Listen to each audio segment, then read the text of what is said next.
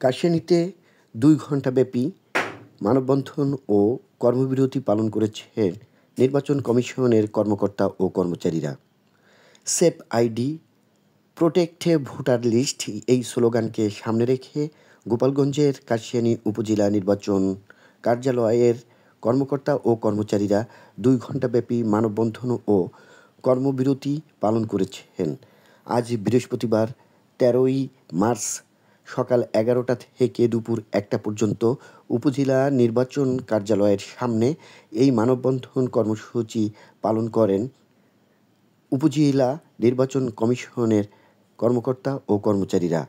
এ সময় ভারপ্রাপ্ত উপজেলা নির্বাচন কর্মকর্তা মোহাম্মদ নাসির উদ্দিন বলেন, আজকে মানববন্ধনের বিষয়টা হচ্ছে সম্প্রতি একটা আলাদা সার্ভিস কমিশন গঠনের উদ্যোগ নেওয়া হয়েছে সরকারের পক্ষ থেকে। সেটা হচ্ছে যেখানে এনআইডি নেওয়ার একটা কথাবার্তা চলতেছে। তো আমরা উপজেলা ইলেকশন অফিস কাশিয়ানী এবং সমগ্র সারা বাংলাদেশের উপনির্বাচন অফিসের পক্ষ থেকে মানববন্ধন করছি। এনআইডি ভোটারের একটা বাই প্রোডাক্ট, এটা নির্বাচন কমিশনের অধীনে গত ১৭ বছর ধরে ডেভেলপ করছে। আমরা চাই এনআইডি নির্বাচন কমিশনের অধীনেই থাকুক। যদি এখানে কোনো প্রয়োজনীয় সংস্কার থাকে, সংস্কার করে এনআইডি নির্বাচন কমিশনে থাকুক এবং যাতে সকল সেক্টরে চাহিদা পূরণ সম্ভব হয়। অযথা অন্য একটি দপ্তরে নিয়ে গেলে এটা নির্বাচনকে প্রভাবিত করার সম্ভাবনা রয়েছে, আমাদের ভোটার তালিকাকেও প্রভাবিত করার সম্ভাবনা রয়েছে।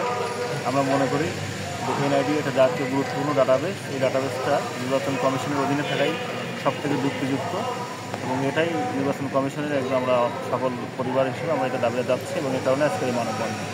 আচ্ছা, ধন্যবাদ।